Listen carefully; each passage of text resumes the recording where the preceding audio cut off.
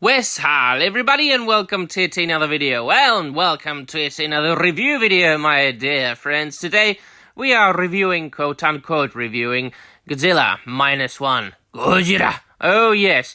And I'm going to tell you why, quote-unquote, reviewing, because if you've been following my channel for quite some time, you know that I'd like to just talk about things. I don't script my videos, I don't prepare for my videos in an extensive way. I just provide you with my reaction to, well, anything that I watch or read. Now, Godzilla -1, I had been looking forward to it a lot. I know it came out at the end of the last year, and there weren't too many screenings in my country, in the Czech Republic. There was like one screening in each town, and of course I missed it, so I had to wait for it to come out on Netflix, and it is precisely what I always say, just leave the Godzilla franchise to the Japanese, please. I mean, they obviously know what to do with it each and every time. Just don't let the Americans touch it. And although, even though Godzilla was in the past, quite obviously, in many of the oldies, in many of the original Godzilla movies and, you know, the subsequent sequels made by the Japanese action flicks, you know, with people in costumes and, you know, puppets. I appreciate the original, new, fresh take that the Japanese have on Godzilla. Now, the new and fresh take that I'm talking about is not making it strictly 100% an action film. But of course, we have to take into consideration the fact and, you know, acknowledge the fact that even though Godzilla, the Japanese Godzilla now I'm talking about, I'm not talking about the American ones, I'm not going to address that, they have always been kind of a criticism as well. Or, you know, they were providing an insight or a take on, you know, the nuclear weapons post-war Japan. It was obviously a reaction to a certain extent to, you know, the World War II and post-World War II situation.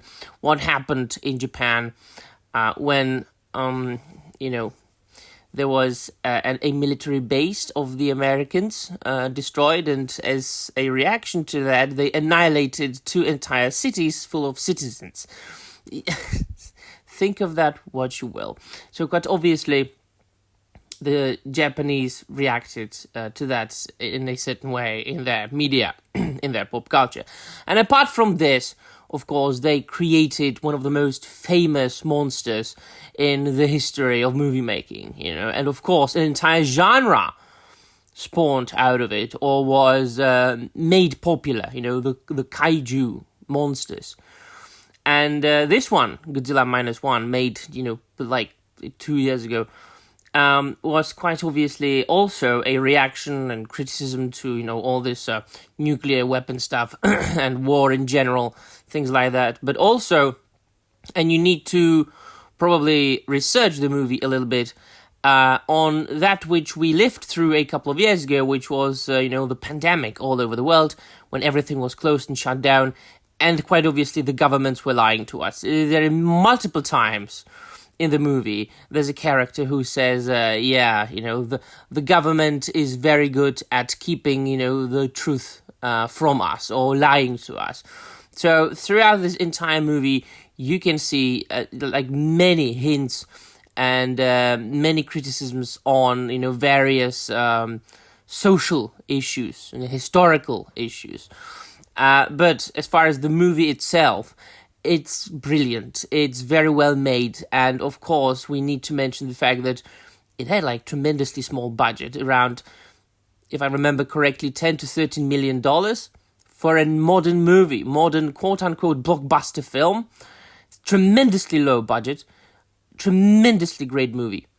Now, I appreciate the fact that they stylized it into more of a drama about a pilot, a Japanese pilot, who, of course, had been sent to a kamikaze mission. Well, he chickened out. He escaped. And then he landed on an island where there were mechanics. And then they found out that there was actually nothing wrong with his plane. By the way, there might be some minor spoilers or major spoilers in this review, so if you hadn't seen it before, just go and come back later. And so they found out that there's nothing wrong with your plane, so what are you even talking about? So they found out that, he had escaped and ran away, and that, he didn't perform his mission. And that island is that night attacked by Godzilla. A small Godzilla, not fully grown up or developed. And those mechanics had like a cannon there, a plane with like guns. And they said like, go, you are like a soldier pilot, go and kill the Godzilla. Well, he chickened out again. And as a result of this, all the mechanics, but one got killed by Godzilla. So then again, the man proved himself to be a coward for the second time within like 5 minutes of the film. And so he is haunted by his failures, by his by him being coward throughout the entire movie. He comes home to Tokyo, discovers that Tokyo had been bombed, like annihilated almost, leveled, and so his parents are gone, everybody's gone.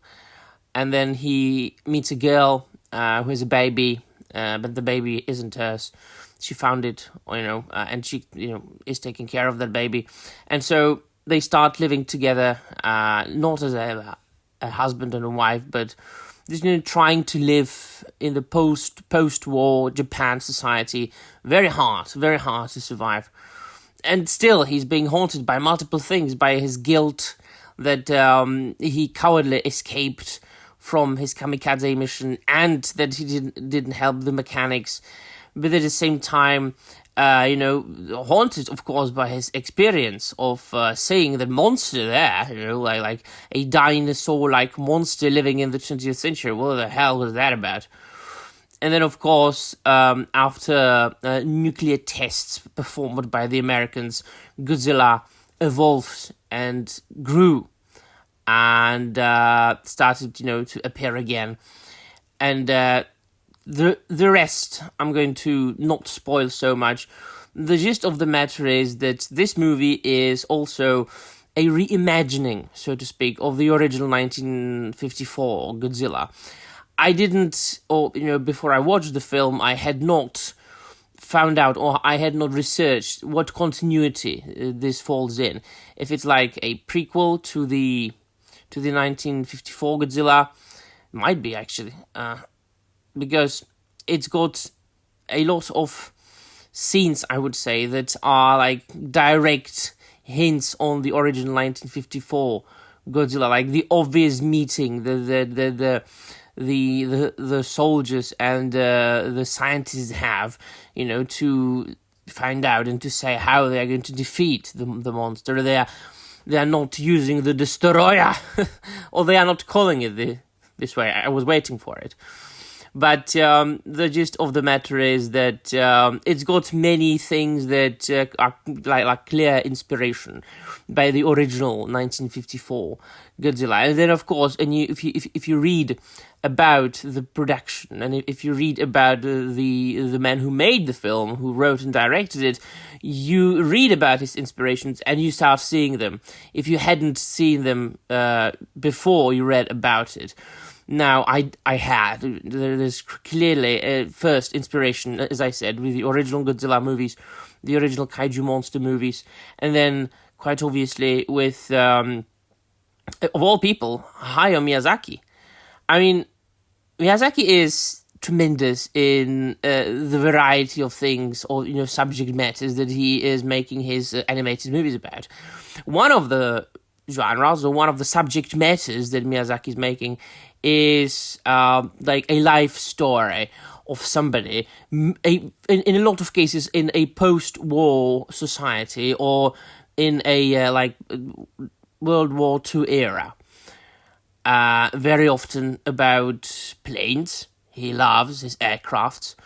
So this is something like that. Absolutely, I can imagine this being imagined, a Godzilla movie reimagined by Hayao Miyazaki. So there's a clear inspiration with that. Obviously, all the big Hollywood stars like Steven Spielberg and things like that.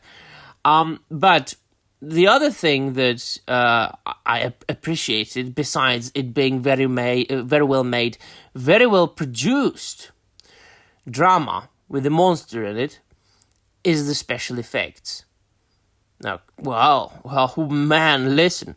If you look at modern Hollywood movies with a lot of CGI, with budgets of like hundreds of millions of dollars, and then look at this, gee, man, the quality, not only is it comparable, it's better. Much better than that. For the amount of money they had for this flick, they managed to make something extraordinary. The Godzilla, the monster looked great. They managed to combine, like the original look of Godzilla, this fatty dinosaur, almost cute, because in many of the Godzilla films, the monster is actually kind of cute, but at the same time menacing and scary, frightening. Imagine a big fat dinosaur, taller than skyscrapers, just annihilating entire cities with its paws and with its heat ray. So they managed to do that. And all of this combined, and more, just made a perfect movie for me.